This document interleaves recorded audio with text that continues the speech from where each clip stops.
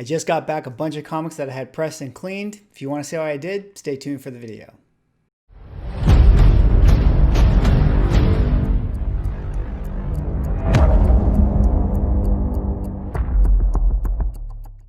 Ladies and gentlemen, welcome back to another video with Swagglehaus. In this video, I'm going to be talking about the process of pressing and cleaning, or at least what it was like to get my books pressed and cleaned. I'm sure a lot of you guys out there know about the process. Maybe you do it yourself at home, but for me, I've never done this before. And I've never had it done for any of my books. So I was really excited to see what the results were, being that I knew how, dinged and banged up these books were. So I was really curious to see what kind of results we could get from the process. So in this video, we're going to take a look about we're going to look at some of my before and afters with the comic books that I got pressed and cleaned. And then we're going to talk a little bit about, what that means when hunting for books. But before we get into that, if you guys could drop a like, a comment, maybe hit me with a subscribe if you're enjoying my content, really helps me out, helps with the algorithm. Love making this stuff, so I want to continue to make more. So it'd be great if you could do that. But with that all being said, let's take a look at some of the books that I had pressed and cleaned.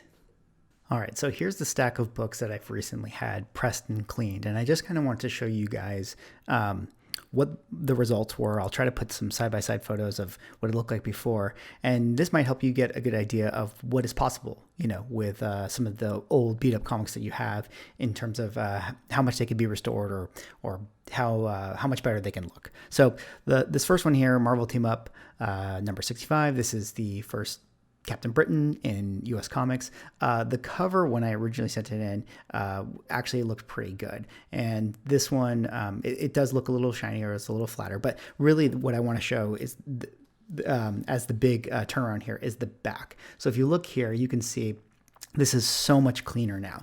There was a lot of soot and dirt up here at the top, and now they were able to clean that off. They were able to get it off, and look at how much whiter it looks in comparison to the picture that it was before. Similarly, I have another book here. This is Avengers 71, First Invaders. Again, the cover looks a lot better. It's a lot flatter. Try to catch it in the light here so you can see much nicer there. But really, again, it's the back that I'm the most impressed with. This, in terms of the cleaning part of it, you can see here how much whiter it is. Obviously, there were some creases here. There were some dings and stuff like that. But in comparison to what it used to look like, this is much cleaner, much more presentable, and overall, just I'm really happy with the results. So there you can see from the clean how much whiter it is. Yeah, there we go, right there in the light. All right, another interesting book that I got here, this is Avengers 70. This is the first Squadron Sinister. And what's cool about this one is you can see that this one had a pretty severe spine roll at the beginning, and they were actually able to fix that by realigning the spine, which is really, cool to me, because one of the big factors in grading is how the spine looks. So as I move forward and I look at books that I think that I can get on the lower side of things, spine roll is something that I'm not really worried about in terms of it being able to be fixed. So you can see there, again, the cover, much cleaner. Spine roll has been fixed. There's still a sub crease here that goes down the middle, but with the pressing, especially it being a white comic book, you almost can't really see it unless it's catching the light ever so slightly. The back, again, looks a lot better. Obviously, a lot of wear on this comic book. Regardless, but as far as presentability is concerned and how it looks now, I'm really happy with the results. All right, here. So we just saw a white comic book, but this is something I kind of wanted to show too. This is a black comic book, and the black covers are always going to be difficult. You see here, there's a lot of color breaking going on the side, and that's something that ultimately you're just never going to be able to fix. But with it being pressed and cleaned, I mean, it lays so much flatter. It does look better, but overall, this is one that I feel like when I got back, nothing against the people that did it, but just this is one that's like, okay, cool. Like when you get a cover that has black on it and color breaks, I mean, there's really no way around that. So something to consider when you're buying on the low end of things. As far as the back is concerned, as you can see, look at the white. This looks brand new. I mean, this back compared to this front, it doesn't even look like the same comic book. You know, it looks like this one. You know, this one's like a 3 or 2, and then this could be, you know, a book that's on like a 6 or a maybe even a 7, who knows? But that's just the nature of what happens when you have a black cover with color breaks. But, you know, again, still very happy I did it. Here's another one that had some color breaks, but this one I thought really turned out nicely. It had a lot of bubbles in it, a lot of creases, a lot of weird kind of shapes being created, especially in the upper left corner. And now it's all pressed out, and it looks really great. This is the perfect example of a book that, you know, for me, when I talk about presentability, with the press and the clean, this has great presentability in my opinion. I mean, sure, there are the color breaks down here on the spine, but you know, when you get that in the Mylar bag, it looks amazing. Right here, we have Silver Surfer #4. One of my favorite books in my collection. This one had a lot of crazy dings and bends right here, especially in the center here. There's a fat crease going along the middle of the cover, but now it just looks so much better. I mean, it's pressed out, it's cleaned out. The book's presentability, in my opinion, has gone up a lot because of the press and the clean. And granted, it still has its issues, still has its color breaks and things, but I'm really happy with the results on this. And you know, being that this is one of my favorite books in my own collection, just in, you know, my enjoyment of looking at it has gone up a lot. Granted, you see there we have some dirt marks and things like that. That stuff was unable to get removed, but overall it looks a lot better.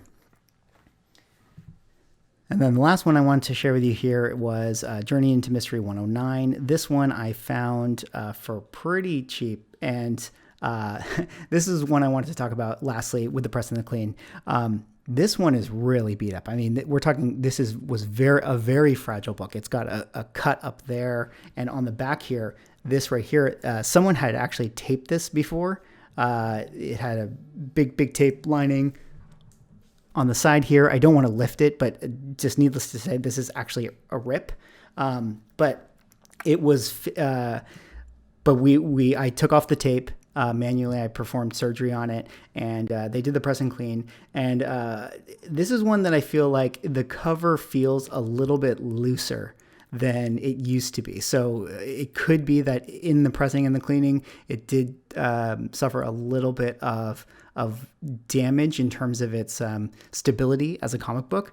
But if we're talking presentability, again, this is something that looks a lot nicer. I'm very happy with this corner up here. Used to lift a lot and was super bent, but now it looks good. Of course, you'll never be able to remove the tape mark that I created myself when I was putting it in a Mylar bag. That's just something that I'm gonna have to live with. But overall, I'm happy with how it looks. But something to consider with your books that are a lot more fragile, you have to know that they may not survive the pressing treatment, or that you open it up to additional damage or wear. But overall, I'm so happy I did it, and I'm really enjoying the results that I got. All right, so those were the books I had pressed and cleaned with a little bit of before and after. And overall, I'm super happy that I did it. I really like the results that I got. It really helps with my sort of presentability that I'm looking for in the comics that I collect. And it also, kind of educates me and hopefully gives you guys a little bit of insight into it, of which kind of low grade comics are really worth pursuing. Because if you can get these books pressed and cleaned for what are low grade prices, but you could essentially upgrade them to a mid grade level, I mean, that's a huge return on your investment. So what are the things that we learned? Creases that are warping, or spine rolls, or general things like that, or dirt. though all of that stuff seems like it's very possible to remove it, which is really interesting. So if you see books that have a lot of dirt and soot on it and some bends and everything like that, all of that stuff can be fixed, which is really exciting. Now, if you have color breaks, especially on those black covers, that's something that you're never going to be able to get out. So that's kind of interesting because if it's a white cover, kind of like the Squadron Sinister book that I had, color breaks don't look as bad as they do on that X-Men 39, for instance. So anyways, those are my results. Again, I highly recommend if you can find someone to press and clean your books for a good rate, then definitely do it. It's helps with the grade, helps with the presentation, and yeah, it's all fun. Something fun to do for the hobby. Well, that's it for this video. I hope you guys enjoyed it, and I will see you in the next one.